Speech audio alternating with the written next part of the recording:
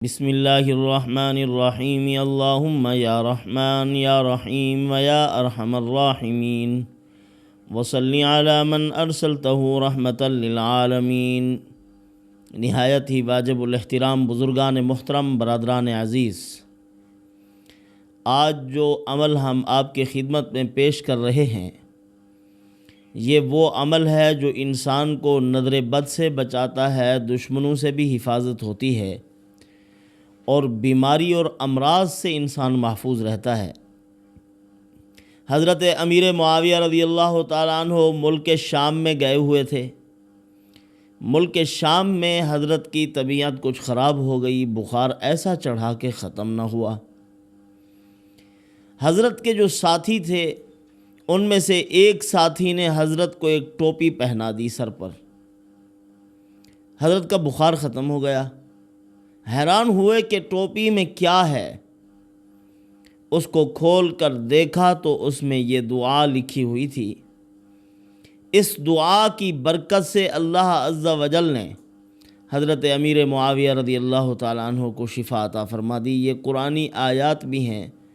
ویسے بھی تو حضرت امیر معاویہ رضی اللہ تعالیٰ عنہ یقین کے کمال درجے پر تھے، اور حضرت کی ترقی کو دیکھ کر شیطان سے بھی برداشت نہ ہو سکا۔ ایک مرتبہ ایسا ہوا کہ حضرت امیر معاویہ رضی اللہ تعالی عنہ کی تہجد چھوٹ گئی، اور پھر سارا دن روتے رہے اسی غم میں کہ تہجد چھوٹ گئی ہے۔ اسی غم کے اندر کڑتے جا رہے ہیں۔ دوسرا دن آیا، حضرت رات کو سو گئے تو ایک آدمی آیا، اس نے حضرت کو جگایا۔ حضرت اس کے جگانے سے اٹھ گئے، کہنے لگے کون ہے، کس لیے جگا کر جا رہا؟ کہا کہ تہجد کے لیے جگا کے جا رہا ہوں، آپ ذرا تہجد پڑھ لو۔ انہوں نے فرمایا عجیب بات ہے، تو کون ہے؟ اتنی نیک آدمی جو مجھے تہجد کے لیے جگانے کو آیا ہے۔ اس سے پوچھا، وہ نام نہ بتائے۔ حضرت نے بار بار پوچھا کہ تجھے بتانا پڑے گا؟ اس نے پھر بتایا کہ میں بدنام زمانہ ابلیس ہوں، ابلیس۔ فرمایا ارے ابلیس، تیرے خیر میں بھی شر ہے، تو تہجد کے لیے کبھی نہیں اٹھا سکتا، کوئی نہ کوئی مسئلہ ضرور ہے تیرے اندر۔ تو خیر کا کام کرے، جس کی سرشت میں، جس کی فطرت میں برائی اور کمینگی ہے، تو کب میرا خیر خواہ ہو سکتا ہے کہ مجھے تہجد کے لیے جگا رہا؟ مجھے صحیح صحیح بتا کیا بات ہے۔ اس کو پھر چاروں نہ چار بتلانا پڑا۔ پہلے تو کہنے لگا کہ حضرت بات یہ ہے، میں بھی پرانا نیک آدمی تھا، اور کبھی کبھی وہ پرانی عادت عود کراتی ہے، مجھے بھی دل کرتا ہے کسی کو نیکی کروا دوں۔ پرانا نیک آدمی ہوں، بڑی نیکی کی ہے، روئے زمین پر ایک بالشت ایسی جگہ نہیں جہاں اس بدبخت نے سجدہ نہ کیا ہو، لیکن ہے مردود۔ حضرت نے فرمایا نہیں، بات اور ہے، بتلاؤ۔ کہنے لگا جناب والا، کل جو میں نے آپ کو تہجد سے محروم کیا ہے، اور آپ رات بھر سوئے رہے، اور جب صبح کی نماز پڑھی اور روتے رہے دن بھر، تو اسی رونے سے اور تہجد سے محرومی کی وجہ سے جو آپ کو ندامت ہوئی ہے، اس پر جو اللہ نے آپ کو بلند مقام عطا فرمایا، ساری زندگی آپ تہجد پڑھتے یہ مقام نہ ملتا۔ یہ ترقی ہے۔ اسی لیے مجھے پریشانی ہوئی کہ کسی مسلمان کی روحانی ترقی کیوں ہو۔ میں نے کہا وہ تہجد ہی پڑھ لے، ٹھیک ہے، اسی لیے آپ کو جگا کے جا رہا ہوں۔ تو روحانی مدارج انسان کو بسا اوقات پشیمانی پر بھی نصیب ہو جاتے ہیں۔ جو انسان کو ایک غلطی کا احساس ہو گیا، ندامت کے آنسو ٹپک پڑے ہیں، اللہ تعالیٰ اسی پر بھی انسان کو بلند مرتبہ عطا فرما دیتے ہیں، جو انسان کو بڑی بڑی عبادات سے نصیب نہیں ہوتا۔ تو حضرت امیر معاویہ رضی اللہ تعالیٰ عنہ کو ساتھی نے ایک کلاه دی، ٹوپی پہنا دی سر پر، تو حضرت بالکل تندرست ہو گئے، ٹھیک ہو گئے۔ بخار بھی ایسا تھا جو کئی دنوں سے مسلسل جاری اور ختم ہونے کا نام نہیں لے رہا، چمٹ گیا۔ تو حضرت نے اس کے اندر دیکھا تو یہ دعا لکھی ہوئی تھی، بسم اللہ الرحمن الرحیم، بسم اللہ و باللہ و من اللہ و الی اللہ و علی اللہ فَلْيَتَوَكَّلِ الْمُؤْمِنُونَ لَا إِلَٰهَ إِلَّا اللَّهُ آمَنْتُ بِاللَّهِ وَمَلَائِكَتِهِ وَكُتُبِهِ وَرُسُلِهِ وَالْيَوْمِ الْآخِرِ إِنَّ رَبَّكُمُ اللَّهُ الَّذِي خَلَقَ السَّمَاوَاتِ وَالْأَرْضَ فِي 6 أَيَّامٍ ثُمَّ اسْتَوَىٰ عَلَى الْعَرْشِ يغشي الليل النهار يطلبه حثيثا والشمس والقمر والنجوم مسخرات بأمره ألا له الخلق والأمر تبارك الله رب العالمين ادعوا ربكم تضرعا وخفية إنه لا يحب المعتدين ولا تفسدوا في الأرض بعد إصلاحها وادعوه خوفا وطمعا إن رحمة الله قريب من المحسنين۔ یہ قرآن مقدس کی آیت تھی، آگے چھوٹی سی دعا ہے، پھر اس کے بعد قرآن مقدس کی آیت ہے 7واں پارہ، آیت نمبر 54 سے لے کر 56 تک۔ یہ مبارک آیت ہے، اس کو آپ پڑھ لیں یا لکھ کے آپ اس کو ایک تعویذ بنا لیں تو کوئی حرج نہیں ہے۔ اللہم انت الشافی لا شافی سواک اللہم اشفہ شفاء لا یغادر سقم۔ یا اللہ، یہ 3 مرتبہ لکھا ہوا تھا۔ یہ جو دعا ہے یہ 3 مرتبہ شروع والی دعا، اس کے بعد آیت مبارکہ اور آخر میں یہ دعا، اللہم انت الشافی لا شافی سواک اللہم اشفہ شفاء لا یغادر سقما۔ یا اللہ۔ اسی طرح فرمایا کہ اگر کسی آدمی کو نظر بد کا شبہ ہے، نظر بد کسی چیز پر بھی لگ سکتی ہے، انسان کے حسن پر، اس کی صحت پر، اس کے بزنس پر، اس کی زمین پر، اس کے باغ پر، اس کی اولاد کو، اس کے مکان کو، کسی چیز کو بھی لگ سکتی ہے، تو نظر بد کے اثر کو ختم کرنے کے لیے گلاب اور عرق گلاب زعفران، اس سے آپ اس آیت مبارکہ کو لکھ لو جو ابھی میں بتانے والا ہوں۔ فرمایا کہ لکھ کر اگر کوئی آدمی اپنے پاس رکھتا ہے، اللہ پاک دشمن کی دشمنی کو کمزور کرتے ہیں، نظر بد کے اثر کو دور کرتے ہیں، بد امنی کا خاتمہ کرتے ہیں۔ ایسا شخص جس نے اس عمل کو اپنے پاس رکھا، اللہ پاک اس کو امن عطا فرما دیں گے، حتیٰ کہ علماء نے لکھا ہے سانپ اور بچھو اور حشرات الارض کے شر سے بھی محفوظ رہے گا، اللہ پاک اس کی حفاظت فرمائیں گے۔ وہ کون سی دعا؟ یہی آیت مبارکہ ہے، ان ربکم اللہ الذی خلق السماوات والارض فی 6 ایام ثم استوی علی العرش، 7واں پارہ، آیت نمبر 54 تا 56۔ یہ مبارک آیت ہے، اس کو لکھ کر آپ اپنے پاس رکھ لو، اللہ پاک ہر قسم کے شرور و فتن سے حفاظت فرمائیں گے۔ یہ حضرت امام ابن ابی دنیا رحمۃ اللہ علیہ نے یہ ان کے مجربات میں سے ہے، اس کو پڑھو انشاءاللہ العزیز، فوائد ہی فوائد حاصل ہوں گے انشاءاللہ۔ یاد رکھیے علماء نے لکھا ہے کہ کوئی ناراض ہو یا نہ ناراض ہو، کوئی آدمی اگرچہ اس کو اس بات پر ناراضگی محسوس ہو کہ ہم تو بہت پڑھے لکھے آدمی ہیں، ہمیں یہ باتیں کہہ رہے ہیں، فرمایا کوئی عالم ہو، کوئی ظاہری طور پر بڑا اللہ والا اور پارسا آدمی ہے، اور کوئی نیکوکار اور تہجد گزار آدمی ہے، تو علماء نے لکھا ہے جب تک وہ آدمی مخلوق سے متاثر ہونا نہیں چھوڑے گا اور اپنے قلوب کی بہت زیادہ صفائی نہیں کرے گا، تو فرمایا کہ پھر اعمال صالحہ کے اثرات کا ترتب اس کی شخصیت پر نہیں ہوگا۔ ظاہراً تو نظر آئے گا کہ بڑا اچھا اور پارسا اور نیک آدمی ہے، لیکن اس کے پڑھنے سے یا کچھ کرنے سے کوئی فوائد خاطر خواہ حاصل نہیں ہوں گے۔ اس پر حضرت فرمایا کرتے تھے حکیم اختر صاحب رحمۃ اللہ علیہ کہ آپ نے ایسی خوشبو لی ہے کسی بازار سے جس کی قیمت بہت زیادہ ہے، لاکھوں کے تولے لیے ہیں، لیکن جس شیشی میں اس عطر کو ڈال رہے ہو اس شیشی کی صفائی نہیں ہے، اس شیشی کے اندر بدبو ہے، تو وہ آپ کے عطر کو بھی خراب کر دے گی۔ فرمایا کہ اسی طرح اگر آپ نے اپنے قلوب کا تزکیہ نہیں کیا، اہل دل کی صحبت میں نہیں بیٹھے، تو پھر آپ جتنی بھی اچھی چیزیں اپنے قلوب میں ڈال لیں تو آپ کی صفائی تو پہلے سے ہے ہی نہیں، تو اس کے اثرات و برکات کیسے حاصل ہوں گے؟ اثرات اور برکات کے حصول کے لیے سب سے پہلے دل کی شیشی کا صاف ہونا ضروری ہے۔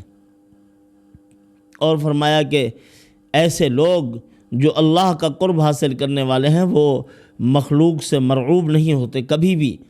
یہ نہیں ہے کہ اس کا اثر قبول کر لیں، اس کا اثر قبول کر لیں، نہیں، بلکہ بڑے مضبوط ہوتے ہیں وہ لوگ جو سورج کے ہم نشین ہیں، وہ ستاروں سے متاثر نہیں ہوتے۔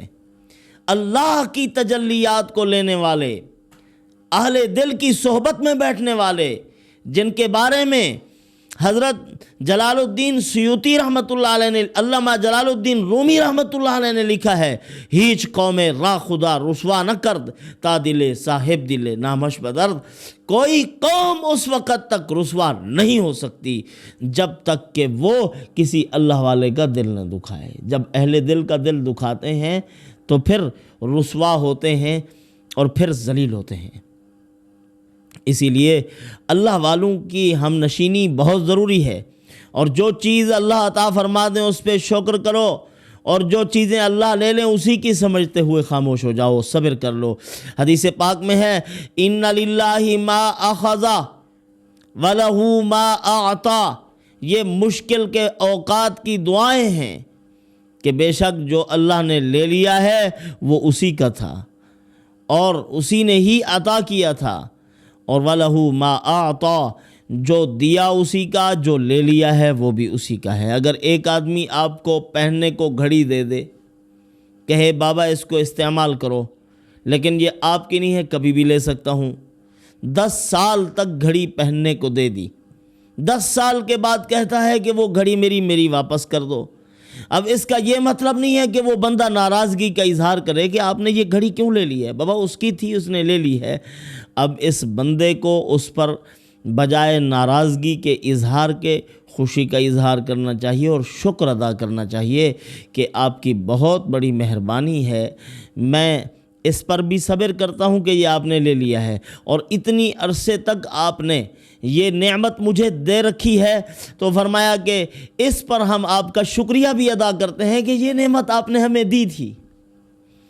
اسی طرح فرمایا کہ ایک آدمی کے سر پر اللہ نے 20 سال تک یا 30 سال تک والدین کا سایہ رکھا ہے، پھر والدین کو اپنی طرف بلا لیا ہے، اب اس کو صبر بھی کرنا چاہیے اور شکر بھی کرنا چاہیے کہ اے اللہ تیرا شکر ہے کہ تو نے اتنی عرصے تک میرے اوپر والدین کا سایہ سلامت رکھا ہے، میں جوان ہو گیا ہوں، برسر روزگار ہو گیا ہوں، اب آپ کی مہربانی ہے، یہ آپ کا شکر ادا کرتا ہوں، اور یہ جو مجھے والدین کے جانے کا صدمہ ہے اس پر میں صبر کرتا ہوں۔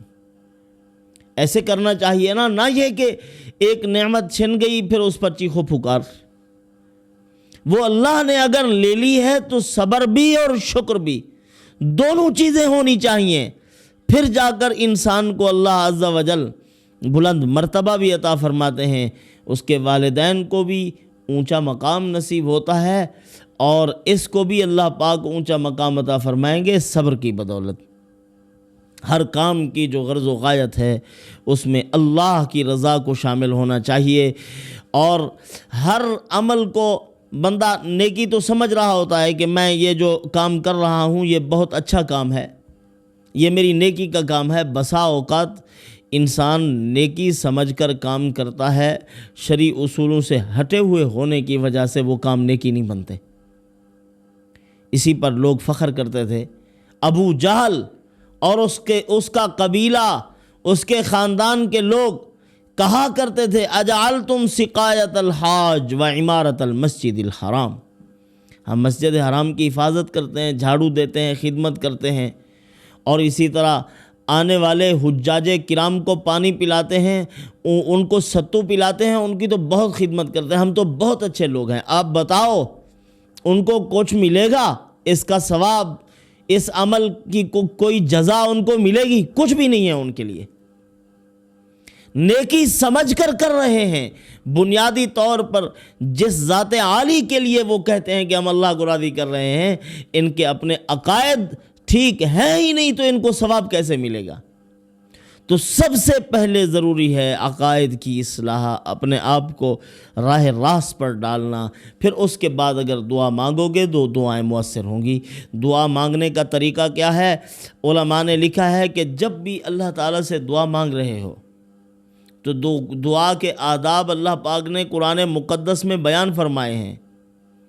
ایک تو اللہ کی عظمت کو سامنے رکھو کہ جس ذات سے ہم دعا مانگ رہے ہیں وہ قبول کرنے والی ہے، اور کوئی چیز کائنات کی ایسی نہیں ہے جو اس کے خزانے میں نہ ہو۔ جو ہم مانگ رہے ہیں اللہ عز و جل ہمیں عطا فرما دیں گے۔ اور بین یدیہ فرجتن، اپنے دونوں ہاتھوں کے درمیان فاصلہ رکھو، اور اپنے ہاتھوں کا رخ آسمان کی طرف، لِأَنَّ السَّمَاءَ قِبْلَةٌ، فرمایا کیونکہ دعا کا جو قبلہ ہے وہ آسمان ہے۔ لِأَنَّ السَّمَاءَ قِبْلَةَ الدُّعَاء، یعنی آسمان دعا کا قبلہ ہے، اپنے ہاتھوں کا رخ آسمان کی طرف ہونا چاہیے، اور دونوں ہاتھوں کے درمیان تھوڑا فاصلہ ہو۔ بندہ یہ سمجھے کہ میں اللہ سے مانگ رہا ہوں اور بڑی چیز مانگ رہا ہوں، اور اللہ عز و جل بھی دیکھیں کہ میرا بندہ اپنے ہاتھوں کو پھیلا کے مجھ سے مانگ رہا ہے، تو میں اس کو زیادہ سے زیادہ عطا فرما دوں۔ علامہ شامی رحمۃ اللہ علیہ نے بڑا عجیب نکتہ لکھا ہے، فرمایا کہ جب کسی مسلمان کا جنازہ پڑھ رہے ہوتے ہیں تو امام جو جنازہ پڑھانے والا ہے وہ سینے کے سامنے کیوں کھڑا ہوتا ہے؟ شرعی طور پر اس کو حکم ہے کہ یہاں کھڑا ہو جائے۔ تو اس کی وجہ بیان فرمایا کہ اصل میں امام دل میں یہ تصور کرتا ہے، اور کرنا بھی چاہیے ائمہ کرام کو، کہ اے پروردگار اس کے دل میں کلمہ ایمان ہے، اس کے سینے میں ایمان ہے، میں اسی لیے اس کے سینے کے سامنے کھڑے ہو کر یہ الوداعی دعا جس کو نماز جنازہ کہا جاتا ہے، یہ الوداعی دعا اپنے مسلمان بھائی کے لیے کر رہا ہوں، اور میرے پیچھے پوری ایک بہت بڑی مومنوں کی جماعت ہے۔ اے اللہ، میں تجھے اس کے سینے کا واسطہ دے کر تیری رحمت طلب کرتا ہوں، اور اسی کلمہ کی برکت سے طلب کرتا ہوں جو کلمہ اس کے سینہ کے اندر موجود ہے، اے اللہ اس کی بخشش فرما دے۔ اسی لیے سینے کے سامنے کھڑے ہو جاتے ہیں۔ اور نماز جنازہ میں آخری صف میں کھڑے ہونا افضل کیوں ہے؟ کبھی یہ راز آپ کو معلوم ہوا کہ نماز میں صف اولیٰ کا ثواب زیادہ ہے، نماز جنازہ میں آخری صف کا ثواب زیادہ ہے؟ وہ کیوں شریعت نے ثواب زیادہ رکھا ہے؟ اس کی وجہ کیا ہے؟ علماء نے لکھا ہے کہ اگر نماز جنازہ میں صف اولیٰ کی فضیلت کو برقرار رکھا جاتا، جو جتنے لوگ ہیں سب کے سب پہلی صف میں کھڑے ہونے کی کوشش کرتے، 1000 کا مجمع ہے، کوشش ہوتی کہ پہلی صف میں کھڑے ہو جائیں، چاہے جتنی بھی لمبی ہو جائے تاکہ ہمیں زیادہ ثواب ملے۔ شریعت نے پچھلی صف کا ثواب زیادہ رکھا ہے تاکہ طاق صفوں کو برقرار رکھا جائے۔ مجمع جب زیادہ ہو جائے، صفیں طاق بنے، اگر ایک ہی صف بنتی پھر طاق صفوں کا یا صفوں کا زیادہ اہتمام مشکل ہو جاتا۔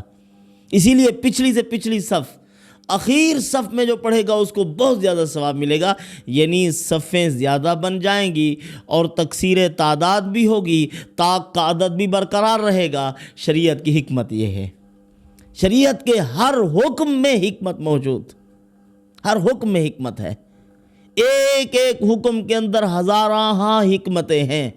حجت اللہ البالغہ میں حضرت شاہ ولی اللہ محدث دہلوی رحمۃ اللہ علیہ نے جو احکامات کی حکمتیں بیان فرمائی ہیں، دماغ حیران رہ جاتا ہے کہ کس قدر اللہ تعالیٰ نے اس میں حکمتیں لکھی ہیں۔ ہمیں ان حکمتوں میں پڑھنا نہیں چاہیے کہ اس کو عمل کو کر رہے ہیں، اس کی کیا حکمت ہے، اس کی کیا حکمت ہے۔ ہم تو غلام ہیں، ہمیں جو حکم ہوگا ہم پورا کریں گے، لیکن علماء نے لکھی ضرور ہیں کہ یہ نہ ہو کہ کوئی کہے کہ اسلام تو عقل کے خلاف ہے سارے کا سارا۔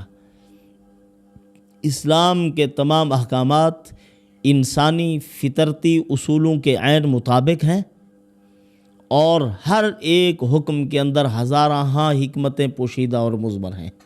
اللہ پاک انہی معروضات پر عمل کی توفیق عطا فرمائے۔ وما علینا الا البلاغ۔